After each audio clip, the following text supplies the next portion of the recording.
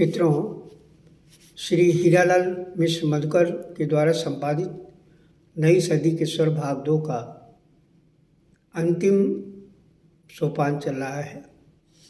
मैं 154 कवियों की कविताएं पढ़ चुका हूं अभी तक। बस केवल अब 3 कवि ही बचे हैं। मेरा ये कर्तव्य था कि नई सदी के स्वर भाग 2 के सारी कवियों की एक एक कविताओं का पाठ करूं। मधुकर जी ने बहुत गंभीर रूप से इन कवियों को चुना है और बहुत उत्कृष्ट काम किया है।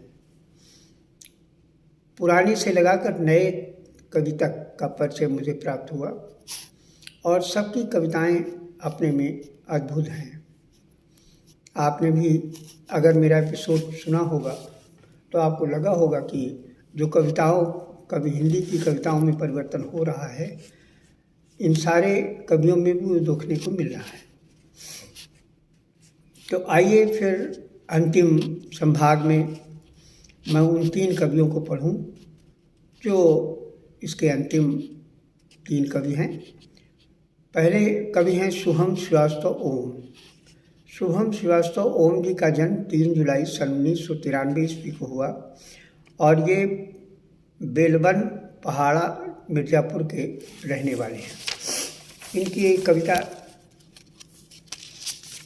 देखिए, जीते रहना बहुत ज़रूरी है। जीते रहना बहुत ज़रूरी है, ये शीर्षक है। दिन टुकड़ों में रातें छलनी, मौसम की भी नामंजूरी। दिन टुकड़ों में रातें छलनी, मौसम की भी नामंजूरी। लेकिन एक सोच कहती है जीते रहना बहुत ज़रूरी। हर रोनी सूरत हत्यारी, हर हंसता सन्नाटा कातिल। इस उच्छृंखल सेल्फी युग में मौलिक चेहरा मिलना मुश्किल। स्मार्टफोन सी जीवन शैली, हर दिन अपडेशन मजबूरी। जब भी किसी खुरदुरे तल से हाथों की रेखाएं जुड़ती, समाधिस्थ अतृप्त भाव से ब्रह्म राक्षसी चीखें उठती। वही नियत समझौतावादी इच्छाएं हर बार अधूरी। दिन टुकड़ों में रातें छलनी, मौसम की भी है मजबूरी।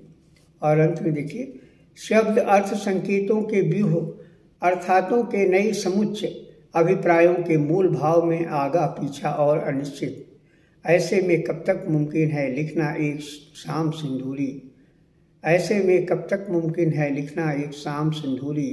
दिन टुकड़ों में रातें छलनी, मौसम की है मजबूरी। लेकिन एक सोच कहती है जीते रहना बहुत ज़रूरी।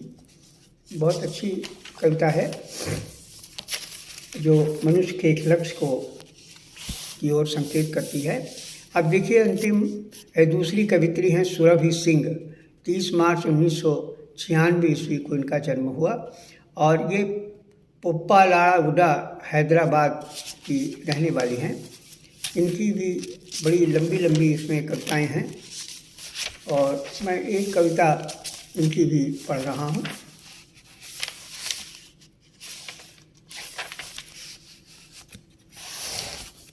जिंदगी, इस कविता का नाम है जिंदगी। दूर से देखो तो दर्द है जिंदगी, दूर से देखो तो दर्द है जिंदगी। जो करीब जाके देखो दुआ बन जाती है। उलझनों को देखो तो मर्ज है जिंदगी, जो सुलझा के देखो तो दवा बन जाती है। जो पन्नों में उतारो तो हर्फ है जिंदगी, जो पन्नों में उतारो तो हर्फ है जिंदगी। कोरा कागज रखो तो हवा हो जाती है जिंदगी। बिखरे ख्वाबों को देखो तो राख है जिंदगी, जो हकीकत देखो तो धुआं बन जाती है। मुश्किलों को देखो तो वे आस सी लगती हैं जिंदगी, जो नेमतें देखो तो आस दे जाती हैं। जीत जाओ तो जंग लगती है जिंदगी, हार जाने पर सजा हो जाती है। मन्नतों को देखो तो पाक लगती है जिंदगी, जो मिन्नतें देखो तो खाक हो जाती है। मंजिलों को देखो तो पहेली है जिंदगी, जो रास्तों को देखो तो खुली किताब हो जाती है। दूर से देखो तो दर्द है जिंदगी, जो करीब से जाके देखो तो दुआ बन जाती है। और अंतिम इसकी कवित्री हैं अनामिका गुप्ता। इनका 157 नंबर पर इनकी कविता छपी है। ये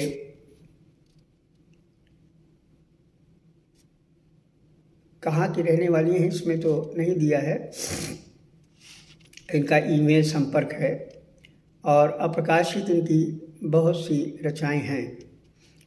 इनका जन्म 20 जनवरी सन 2000 ईस्वी को हुआ। इन्होंने अपना पता नहीं दिया कि मैं कहाँ की हूँ। देखिए कि नई सदी के स्वर की भाग 2 की अंतिम कविता, माथे की बिंदिया। बाबा तेरी बिटिया हूँ मैं, भैया की माथे की बिंदिया हूँ मैं। बाबा तेरी बिटिया हूँ मैं, मैया के माथे की बिंदिया हूँ मैं। जो कल कोई इस बिंदिया को काला कर जाए, जो उसे माथे का कलंक समझ के हटा दोगे, या अपना लोगे फिर मुझे फिर भी एक काला टीका समझ के। तुम छुपा लोगे मुझे घूंघट के भीतर, या इस कलिका में रहने दोगे पहले जैसे माथे की शोभा। अगला देखिए प्रश्न। वह लड़की जिसकी स्कर्ट की लंबाई मापने के खातिर नजरों का चश्मा थोड़ा नीचा करके होठों से सीटियों की इंची टेप निकलती है, वह सहेली है मेरी। वह इंची टेप कल को निकली मेरे भी खातिर, तो क्या बाबा दोगे मेरा साथ। उस 5 महीने की बच्ची जिसकी जिंदगी भी हवस की भूख न मिटा सकी, ऐसे भूखे किसी जानवर का शिकार हो जाऊं मैं अगर किसी दिन, तो मुझे फिर भी अपना लोगे बाबा। या देखोगे इस समाज की परपाटी को जिसकी रेखाएं मेरी रक्षा न कर सकी, या पूछोगे उन्हीं जानवरों में से किसी एक को कि ब्याह ले जाए मुझे। क्योंकि घर में अभी बेटियां 3 जवान हैं, अपने अर्थी की सौगंध से मेरी ओठों से सिल लोगे बाबा। लेकिन हर पल बढ़ते अंदर की इस घिन को कैसे मिटाओगे, या फिर शायद मुझे अपनाओगे। और अगला है, मंदिर नाम के इस इमारत में जहाँ दरिंदों का झुंड प्यास मिटा रहा था, वो जिंदा पी गई उस बच्चे को, बेटी थी वो मेरी। मैया बेटी हूँ मैं तेरी, किसी का प्यास बन जाओ इससे पहले अपने बेटों को सिखाओगी तुम। मंदिर नाम के इस इमारत में जहाँ दरिंदों का झुंड प्यास मिटा रहा था, वो जिंदा पी गई उस बच्चे को, बेटी थी वो मेरी। मैया बेटी हूँ मैं तेरी, किसी का प्यास बन जाऊं इससे पहले अपने बेटों को सिखाओगे तुम। और तुम और मेरी बेटी कौन है हम, उसे बताओगे तुम। किसी भूखे को खाना और प्यासे की प्यास से बढ़ हमारे शरीर में भी चलती एक सांस है, ये बताओगे तुम। जिन जंजीरों में मेरा दम घुटता है, जो तेरे बेटों की आज़ादी बन रहा है, इस आज़ादी की कीमत मैंने चुकाई है, जिसकी करनी उन्हें भरपाई है, उस कीमत का अंदाज करवाओगी तुम। मैया तेरे माथे की बिंदिया हूँ मैं, जो काली कर दी किसी ने इसको, क्या तब भी इसे अपने माथे पर सजाओगे तुम। मैया क्या तुम मुझे अपनाओगी तुम। मैया क्या मुझे अपनाओगी तुम। बाबा क्या मुझे अपनाओगे तुम। बाबा मैं तेरी बिटिया हूँ मैं, मैया की माथे की बिंदु हूँ मैं। जो कल कोई इस बिंदिया को काला कर जाए, तो उसे माथे का कलंक समझ के हटा दोगे, या अपना लोगे मुझे फिर एक काला टीका समझ के। तुम छुपा लोगे मुझे घूंघट के भीतर, या इस कलिका में रहने दोगे पहले जैसे माथे की शोभा। ये अंतिम कवित्री थी, और ये पूरी कवियों की कविताएं हो गई। कुल कविताएं 157 कवि इसमें हैं। देखिए, नई सदी के स्वर भाग 2 का जो प्रथम संस्करण था 2021 में प्रकाशित हुआ, और इसके संपादक हीरालाल मिश्र मधुकर जी हैं।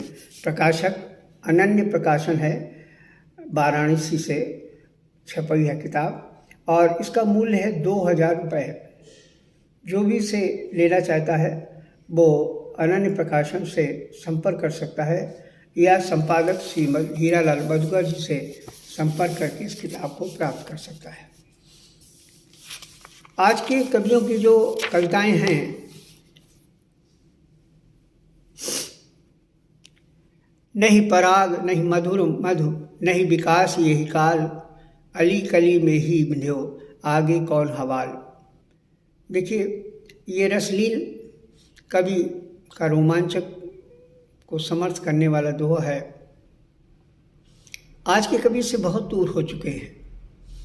आज के कवियों में खासकर मैंने देखा कि आज के समसामयिक परिदृश्यों को लेकर वो अपनी कविताओं को रचते हैं, जिनमें सौंदर्य नहीं दिखाई पड़ता, उसकी जगह विभत्सता का विद्रूप चित्रण दिखाई पड़ता है। और उसका कारण भी यही है कि आज का जो समय है वो अपनी परिस्थितियों से बहुत भिन्न हो चुका है। हम आपा इस बढ़ते हुए विकास के रास्ते में भटकने लगे हैं। बजाय इससे कि हम कोई रास्ता उससे निकाल करके अलग चलें, बजाय भटक गए हैं। मैं अपनी आने वाली इस हिंदी साहित्य की कवि पीढ़ी को अवश्य एक सुझाव देता हूँ कि अवश्य दृश्यांकन का चिंतन करें और उस दृश्यांकन से कुछ ऐसी चीज़ें निकाल करके समाज को दे जिससे कि समाज अगर अनुकरण करना चाहे तो वो आसानी से कर सके। इसी के साथ मैं संपादक श्री हीरालाल मिश्र जी मधुकर जी को बहुत बहुत बधाई देता हूँ और शुभकामनाएं भी देता हूँ कि उन्होंने नई सदी के स्वर भाग 2 को निकालकर एक बहुत अतुलनीय प्रयास किया है।